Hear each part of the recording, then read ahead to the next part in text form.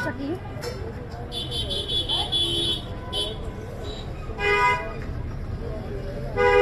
আপু একটা কথা বলবো, আপনি একটা মেয়ে মানুষ হয়ে রাস্তার মধ্যে এভাবে মানে পাবলিক প্লেসে সিগারেট খাচ্ছেন, এটা কি ঠিক? আমি সিগারেট তোর সমস্যা কি? হ্যাঁ, তোর সমস্যা কি?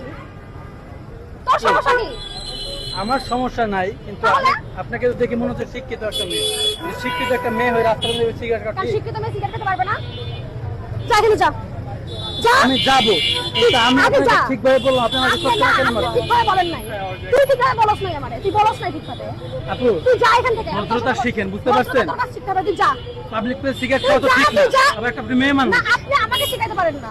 আপনি আমাকে অবশ্যই শিখাইতে শিখাবো। পারেন না। অবশ্যই পারেন অবশ্যই না। শিখাবো। কেন পারবেন? কিসের জন্য পারবেন? কিভাবে পারবেন? পারবো, আমি কিন্তু একটু নাগরিক। No, no, আমি একজন নাগরিক, সচেতন নাগরিক। আমিও সচেতন নাগরিক। আপনি সচেতন, আপনিও সচেতন নাগরিক। অবশ্যই কেন আমি নারী হয়ে সচেতন? পাবলিক প্লেস সিগারেট খাচ্ছেন কি অবশ্যই কেন? সচেতন? ছেলেরা খাচ্ছে হ্যাঁ? না, ছেলেরা খাচ্ছে না। ছেলেরা খাচ্ছে, ছেলেরা খাচ্ছে না। ছেলেরা খাচ্ছে, ছেলেরা ভুল ছেলেরা করছে। খাচ্ছে। ছেলেরা যদি পাবলিক প্লেস সবাই খায়, ঠিক ছেলেরা করছে, ভুল সবাই করছে। ঠিক করছে, নো, সবাই ঠিক করছে। সবাই রং।